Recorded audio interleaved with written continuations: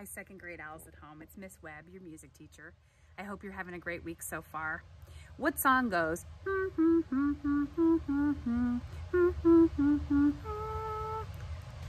Did you say Phoebe? Yeah, there's our Princess Phoebe from last week. We learned her song. Phoebe in her petticoat, Phoebe in her gown, Phoebe in her petticoat, going down to town. And remember, a petticoat goes under, the gown goes over, and it's an old-fashioned name, a very beautiful one at that. Here's the rhythm. Tee, tee, tee, tee, tee, tee, ta, tee, tee, tee, tee, ta. Tee, tee, tee, tee, tee, tee, ta, tee, tee, tee, tee, ta. And our half notes last for 2 beats, so we don't need to write anything on that second heart. All right.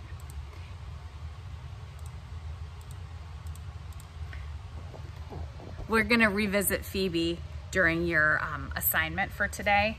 And I want you guys to practice drawing a couple half notes. And remember, they last for 2 beats, but you don't have to write anything for the second heart because it's still, the sound is still happening.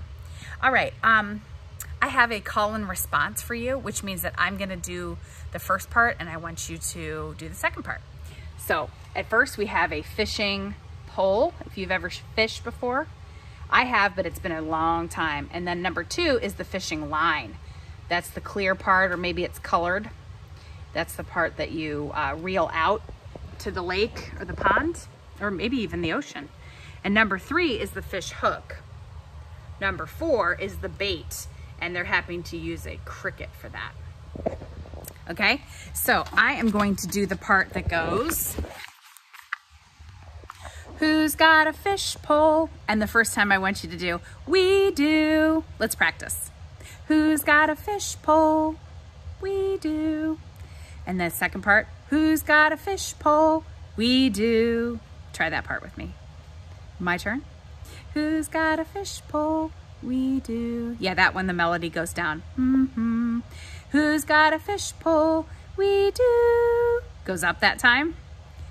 Fish pole needs a line. And do sing the fish pole needs a line. Ready?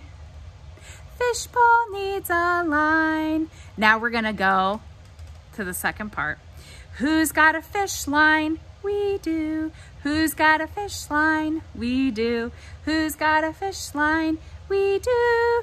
Fish line needs a hook. Can you see where the story's going? All right. Who's got a fish hook? We do. Who's got a fish hook? We do. Who's got a fish hook? We do. Fish hook needs some bait. Who's got a cricket? We do. Who's got a cricket? We do. Who's got a cricket? We do. Cricket catches a fish. You think we got one? Awesome. All right, I'm gonna read a book to you called The Musical Life of Gustave Mole. So a mole is a little creature that, oops, wrong book, sorry. These are cartoon ones, but a mole, he kind of has a little snout. And if you have a mom or dad or grandma or grandpa or any grown-up who loves to garden and likes to get out there and dig and plant some vegetables or fruits or flowers, they probably do not like moles at all because they get in there and they dig through your yard or your garden and they can cause a lot of damage. And then somebody could be walking along the next day in the garden or in the yard and you could kind of trip or fall because they dig trenches all the way through. They burrow in. So anyway, but this is make-believe. This is a fiction book called The Musical Life of Gustave Mole, and the illustrator is Catherine Myrick. But it doesn't say who the author is. Kind of strange. All right, this is kind of a long book, so get settled in with a blanket or a pillow and enjoy. It's a cozy one. Lucky the mole, born into a music family. Rockabye Gustave, don't you cry. Mother will sing you a lullaby. Father will play the violin, or in folk music, we know that's called the fiddle. Sleep baby Gustav, breathe out and breathe in. And look, the mommy is holding baby Gustav the mole. Snug as a bug in a rug. A musical home is never dull. 3 happy animals. 1, 2, 3.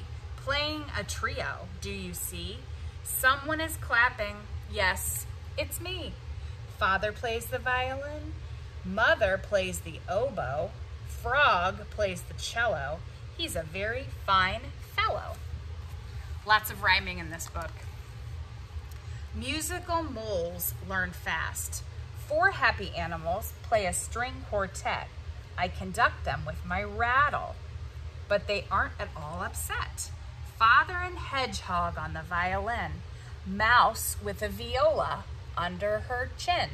Frog is on the cello. He's a very fine fellow. The more the merrier. The more we are together, the merrier we get. 5 happy animals playing a quintet. Father and mother on the violin. Hedgehog on the piano. Badger plays the double bass. Frog plays on the cello. There is no doubt he's a very fine fellow. At school, we learn to play real instruments. This is Badger on the triangle. This is me on the recorder. This is Hedgehog on the xylophone. This is Mouse on the drum. And this is Frog on the tambourine. Music is for singing. We learn to sing together in the choir. We learn to sing our favorite nursery rhymes like Pop goes the weasel, Old MacDonald had a farm. There was an old lady who swallowed a fly.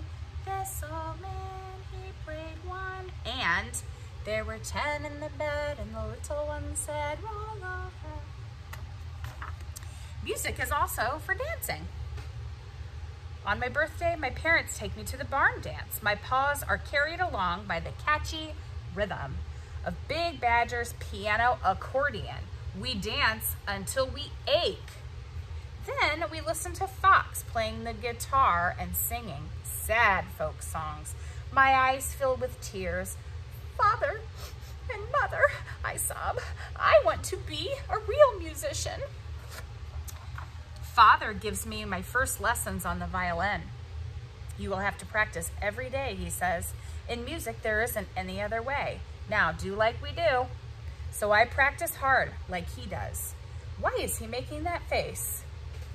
Do you guys know why? A lot of times when you first learn an instrument, it does not sound very good.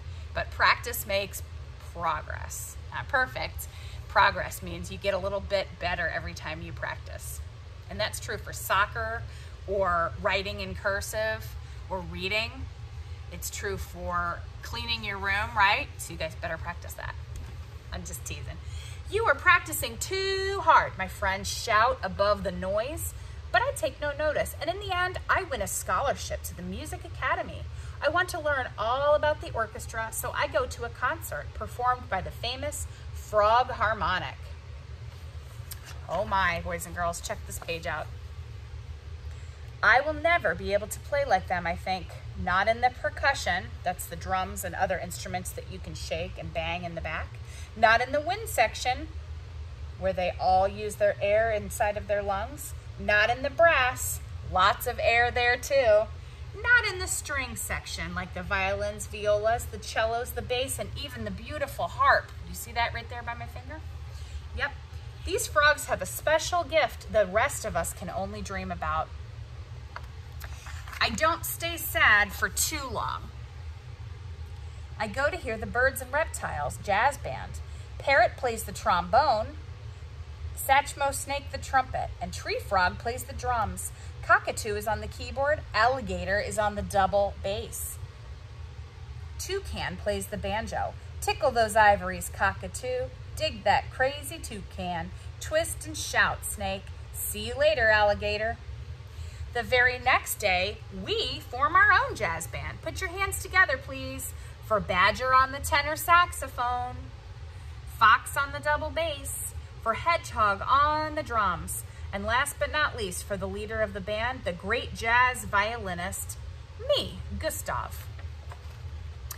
I return to my studies. I am still determined to be a virtuoso.